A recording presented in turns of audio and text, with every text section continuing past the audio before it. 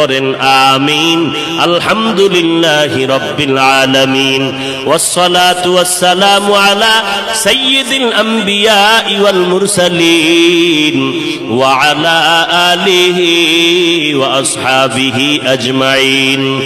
ইয়া আরহামার রাহিমিন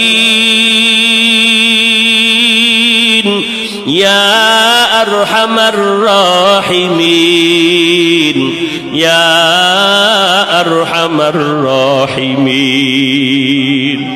রব্বিরহামহুমা কামা রব্বায়ানি সগীরা। ও দয়ার মালিক, কুদরতের নজর দিয়া তাকায় দেখেন রে আল্লাহ, এই ময়দানে কত উলামায়ে কেরাম, কত মুরব্বী হাজী সাহেব, আয় আল্লাহ, কত ব্যবসায়ী, কত চাকরিজীবীরা হাত তুলেছেন, কত যুবক, কত ছাত্র ভাই আপনার দরওয়াজায় হাজির হয়েছে। ও দয়ার মালিক, পর্দার আড়ালে মাইকের আওয়াজ পেয়ে কত মা বোনেরা আপনার দরওয়াজায় হাত তুলেছেন।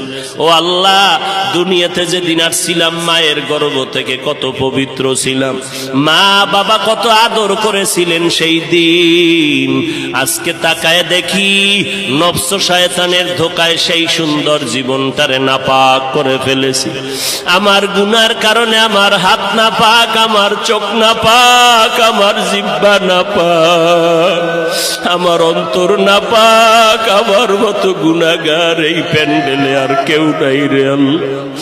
গুনার কারণে চোখে পানি নাই, ডানে কান্নার আওয়াজ, বামে কান্নার আওয়াজ, সামনে থেকে কান্নার আওয়াজ আসে, পেছনে কান্নার আওয়াজ। এই ময়দানে কি আমি একাই কপাল পোড়া রইয়া গেলাম? আমার ডানে কান্না, বামে কান্না, সামনে পেছনে কান্না, আমার চোখে কেন পানি নাই? আমি গুনার কারণে আল্লাহ আপনি বুঝি বেজার হয়ে গেছেন রে আল্লাহ। আমার গুনার কারণে আপনি বেজার হইয়েন না রে মালিক।